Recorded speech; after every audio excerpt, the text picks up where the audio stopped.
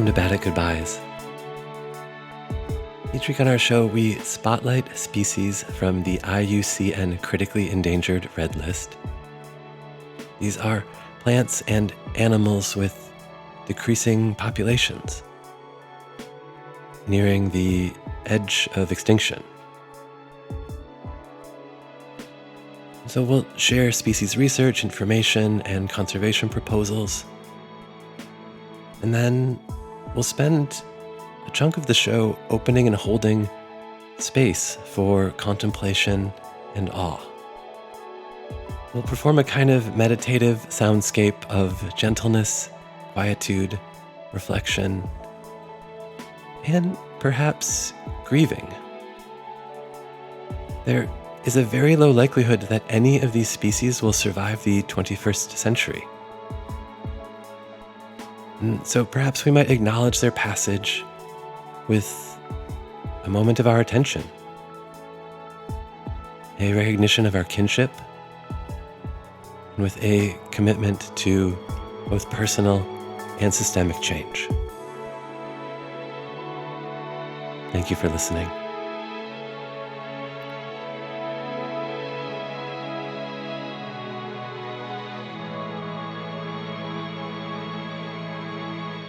On today's show, we consider the orange-bellied parrot.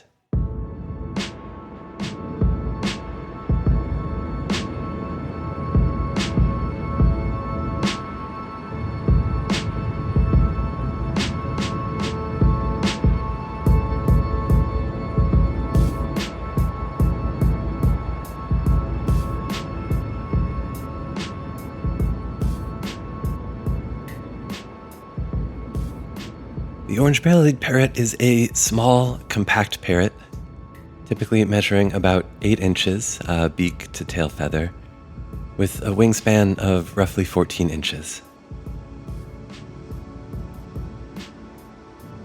They are among the smallest species of the parrot family, weighing about 1/10 of a pound, with a rounded body, a short tail, and a tiny hooked beak.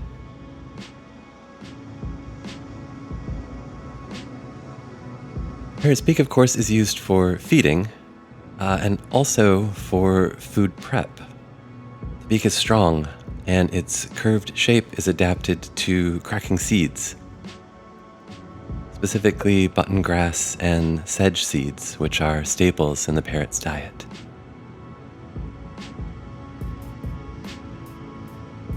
The beak also aids in traversal, nest building, and self-maintenance.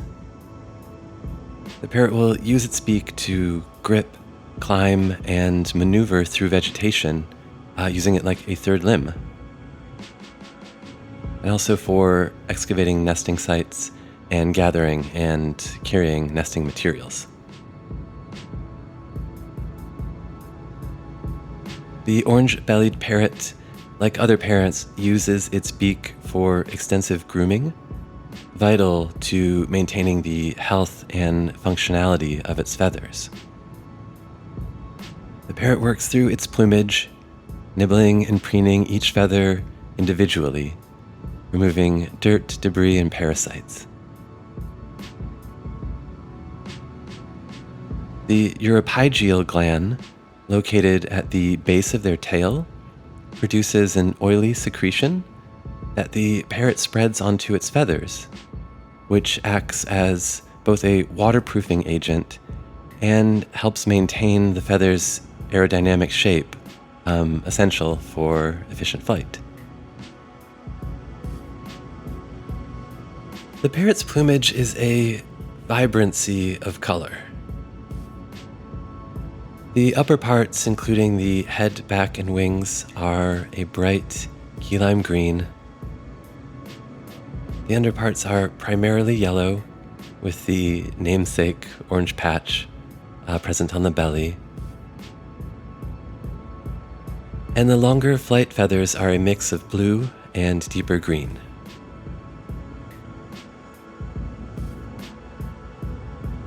Bright and well-groomed plumage plays a role in mate attraction, signaling good health and genetic fitness.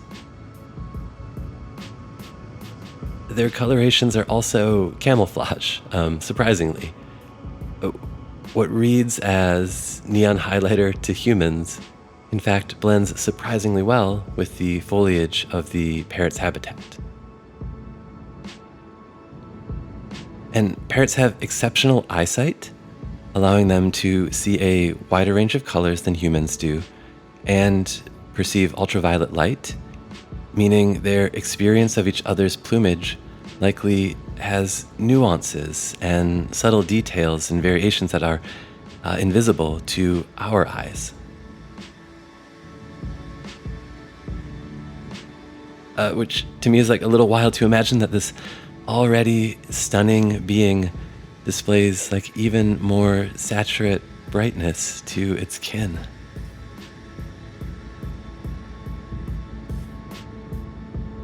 And of course, the parrot's feathers are also vital for flight.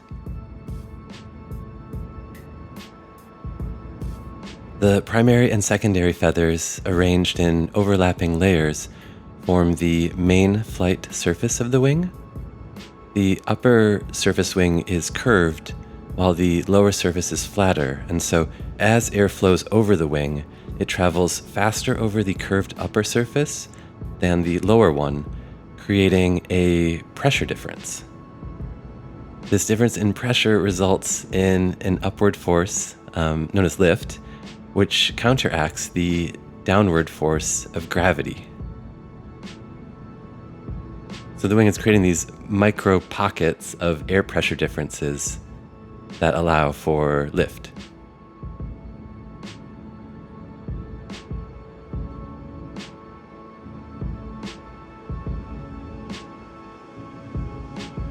To move forward, birds need thrust, which is generated by flapping their wings.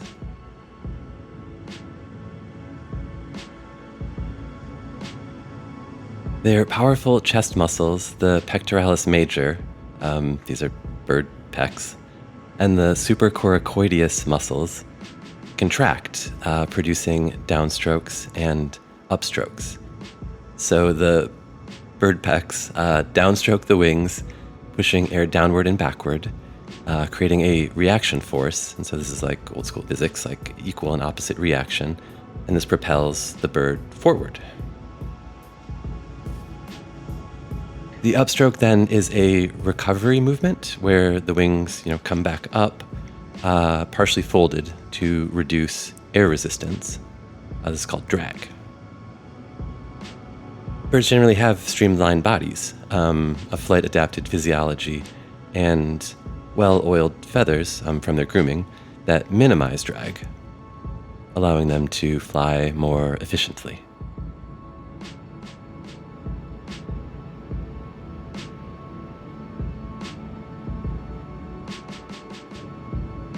The shape of a bird's wings influences its flight behavior. Long, narrow wings like those of seagull or eagle are ideal for gliding and soaring over long distances.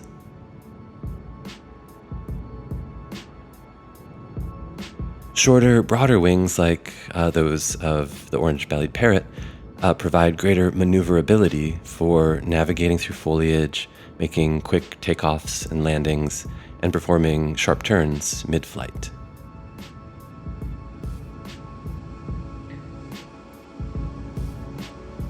In part because of its rarity, scientists have not specifically measured the thrust and flight speed of orange-bellied parrots, but based on its size, anatomy, and studies of other species in the parrot family, we can guesstimate that it is able to fly at roughly 20 to 30 miles an hour.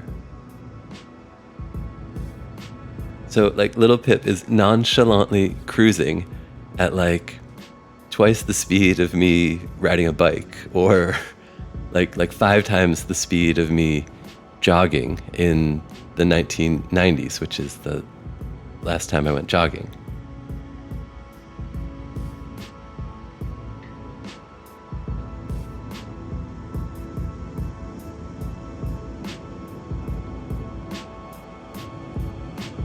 The orange-bellied parrot is one of only 3 migratory parrot species. undertaking an annual journey across the Bass Strait between Tasmania and mainland Australia, motivated by the seasonal availability of food sources and suitable breeding conditions.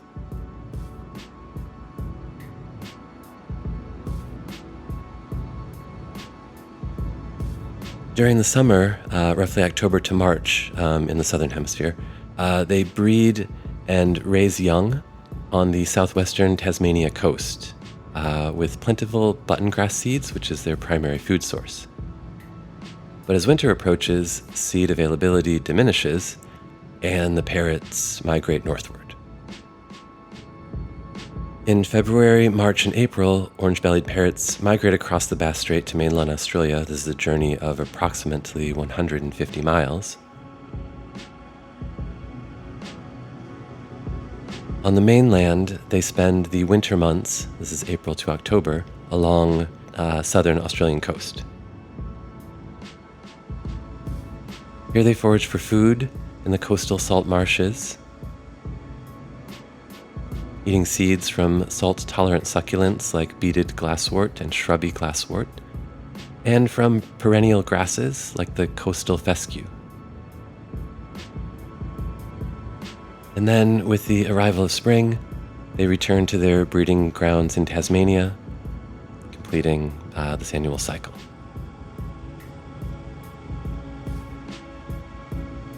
Migration is perilous. The parrots travel a considerable distance, exposing them to harsh weather conditions, strong winds and storms over the ocean, which can exhaust and disorient them. And during migration, they are more vulnerable to predators like falcons and hawk, particularly when crossing that open water or resting on exposed land masses en route. Additionally, the more recent loss and degradation in the 20th century of suitable stopover habitats due to human development, agriculture, and climate change pose significant challenges for the parrots, limiting their access to food and shelter over the course of their journey.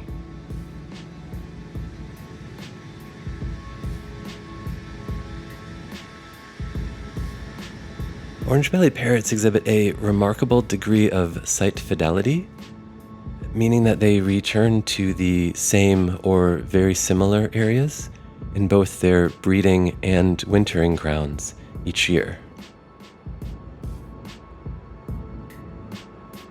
This behavior is observed in both adult birds and juveniles who successfully complete their first migration.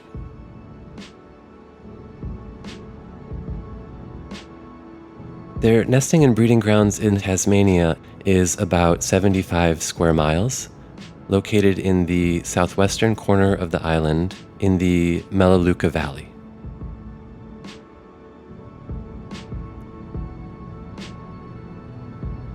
This is a temperate maritime climate of coastal heathlands and buttongrass plains, dotted with low-lying shrubs, grasses, and sedges. The landscape is open and windswept, with patches of bare ground interspersed with dense clumps of flora. The coastline is dotted with lagoons, estuaries, and sandy beaches.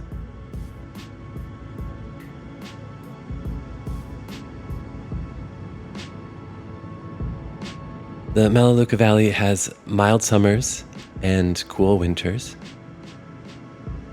with summer highs in the upper 80s and winter lows dipping to right around freezing.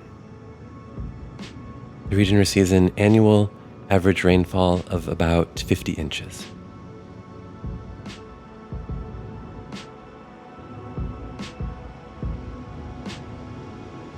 The orange-bellied parrot shares its breeding ground habitat with swift parrot, she-oak skink, Tasmanian dragonfly, dusky robin, Tasmanian leafhopper, blackwood, Bennett's wallaby, soft tree fern, carpenter bee, giant grass tree, scented paperbark, yellow wattlebird, ground parrot, Tasmanian grasshopper, common wombat, Smithton peppermint, Tasmanian cicada, brush-tailed possum, lowland copperhead, silver banksia, southern brown bandicoot, myrtle beach, and many, many more.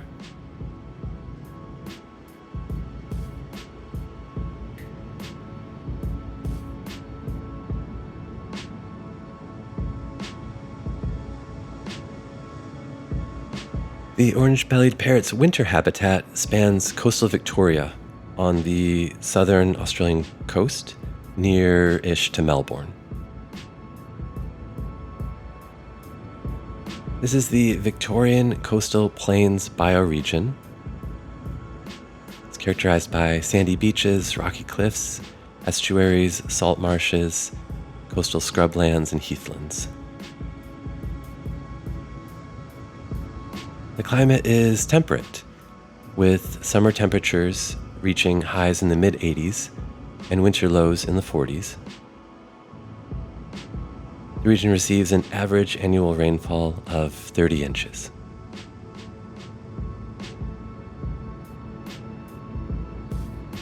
The orange-bellied parrot shares its winter home with eastern brown snake, austral bracken, swamp wallaby, Australasian bittern, river redgum, fairy tern, seaberry saltbush, blue and rail, hooded plover, blue-tongued lizard,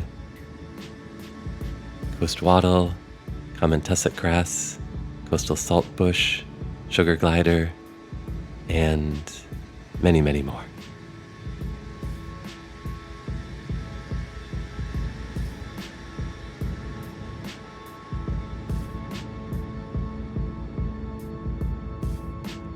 Orange-bellied parrots are highly social birds, typically found in flocks ranging from a few individuals to several dozen. They engage in social interactions like foraging together, preening one another, taking on playful chases, and they demonstrate extensive communication strategies. So like non-verbally, body postures, feather displays, and subtle head movements can signal intention and emotion to fellow parrots. And they also employ a range of vocalizations to convey messages within the flock. These include contact calls to maintain flock cohesion, alarm calls to warn of danger, and courtship calls to attract mates.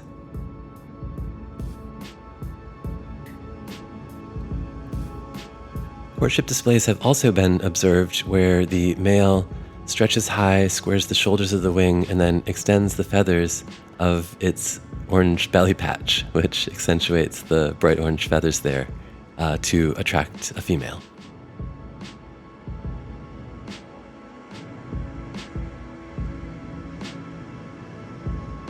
Once a pair forms, they engage in mutual preening and feeding of one another.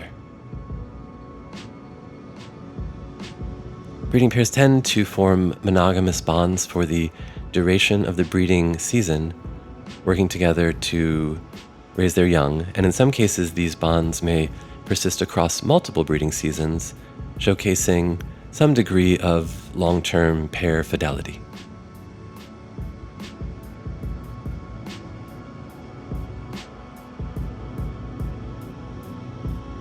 Their nesting sites are typically in tree hollows of the Smithton peppermint, a kind of eucalyptus tree, and the hollows are created by fire or decay.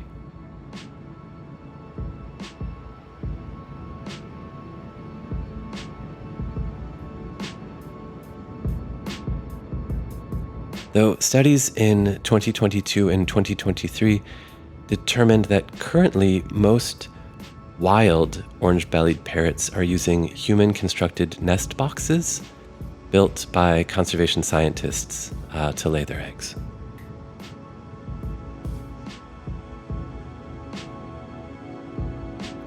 Female takes the lead in preparing the nest, lining the cavity with plant material.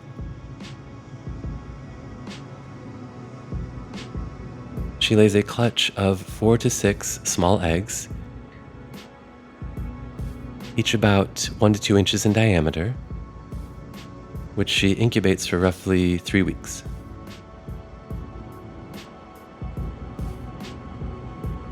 During this period, the male provides food for the female, who does not leave the nest.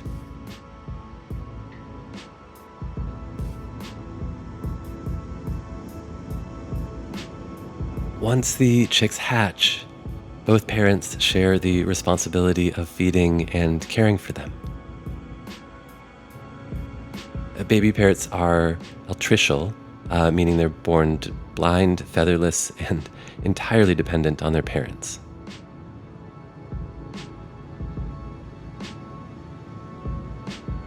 After about 4 to 5 weeks, the chicks fledge, leaving the nest to explore their surroundings.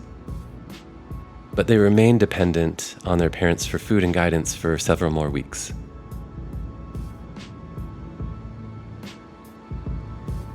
It takes about 1 to 2 years for juvenile orange-bellied parrots to reach reproductive maturity. And during that time, multiple generations of parrot will often flock together.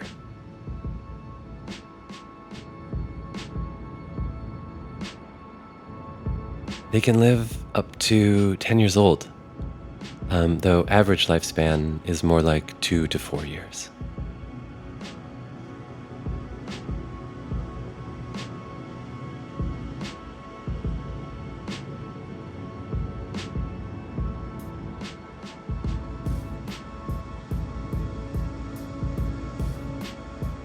In the dream, the green is green like a lime. And also green like seagrass, green like a ginkgo leaf, like pistachio ice cream, like Mexican soda, like mint, clover, seaweed salad, green like the text on old monitors, like oxidized copper on very old pennies, like the kiwi I'm peeling to share with a child. In the dream, each green is many greens, soft gradients beyond words. And the blues. Each blue is blueberry, and also Lake Huron, and cornflower and iris, and your eyes in the morning,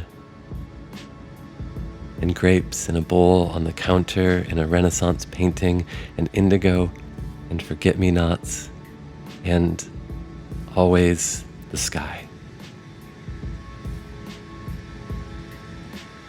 And the yellow is dusk light, and a wet floor sign, and daffodils, and tick seed, and movie popcorn, and a highlighter passed back and forth between kids in a library, and daylily, and dragon fruit, and pineapple juice. And orange. Orange is the color of love in the dream.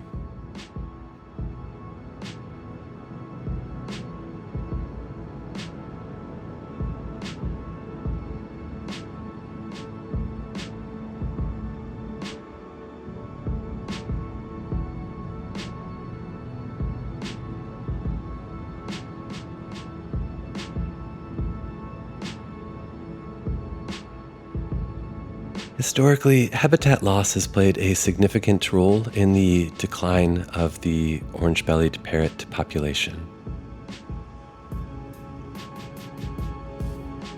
Clearing of native vegetation for agriculture and development on both mainland Australia and Tasmania has reduced the availability of suitable wintering and breeding grounds.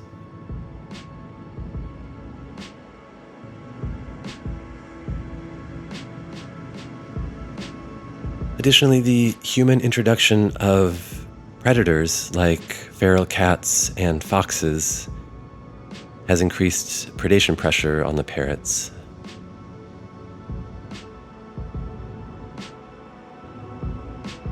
Currently, habitat degradation and fragmentation continues to be a major threat. The loss of coastal salt marshes and the encroachment of invasive plant species have limited the availability of food resources and nesting sites.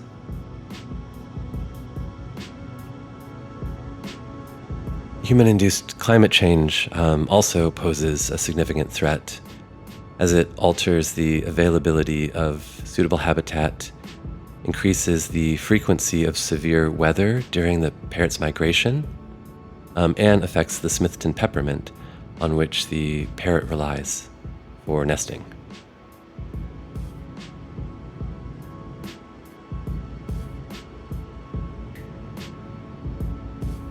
Several governmental and non-governmental organizations in Australia maintain captive populations of orange-bellied parrots, breeding them and releasing some birds back into the wild to bolster the native population.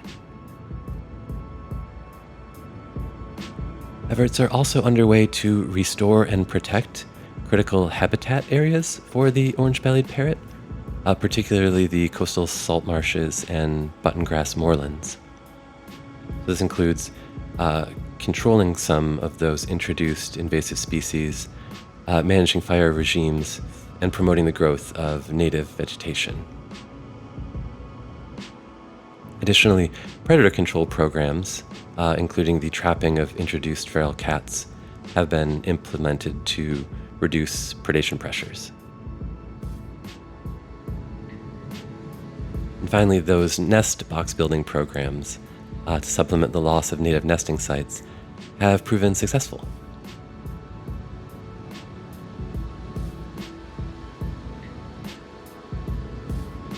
Nevertheless, the orange-bellied parrot has been considered critically endangered on the IUCN Red List since 2000,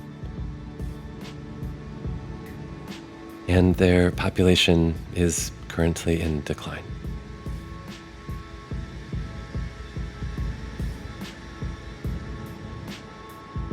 Most recent counts estimate that less than 75 orange-bellied parrot remain in the wild.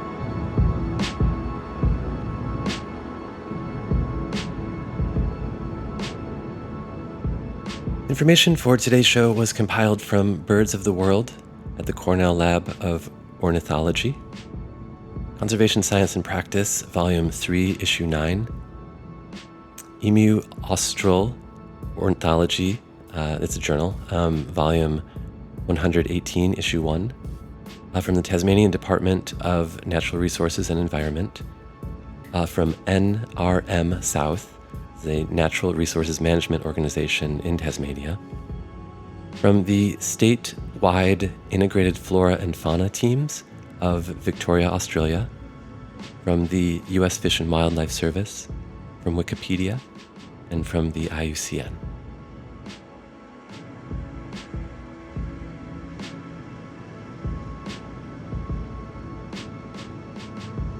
And so in a moment, I would like to share some music in hopes of opening a space to be in contemplation of the other lives with whom we share this earth. This music is not like for the orange-bellied parrot. I don't want to think of the parrot as a being that I extract meaning from or put meaning upon. Instead, specifically, I want this music to be a moment to express my very human awe and to reflect on what it means to be a citizen among many on this earth. And so I will create and sit in a space of sound and reflection, and I warmly invite you to join me.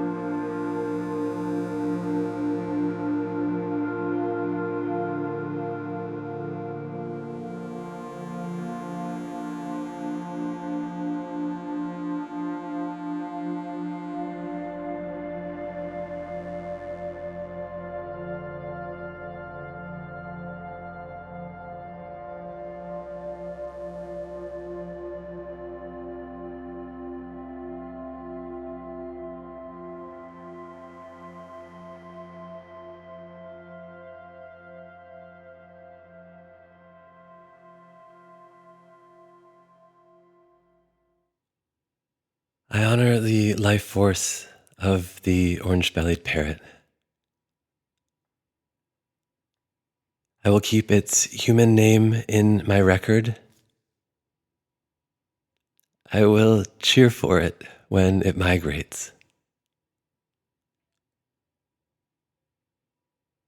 I feel so fortunate to have shared time on our planet with this being, and I lament the ways in which I and my species have harmed and diminished this species. And so, in the name of the orange-bellied parrot, I pledge to reduce my consumption and my carbon footprint and curb my wastefulness. I pledge to acknowledge and attempt to address the costs of my actions and inactions.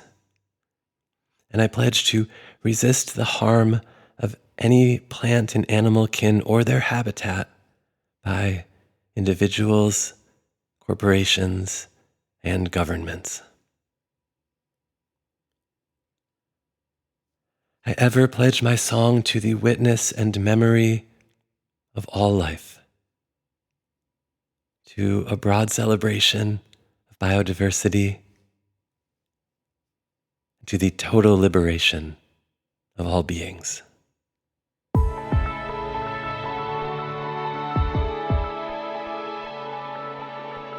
This has been Bad at Goodbyes. Thank you for listening.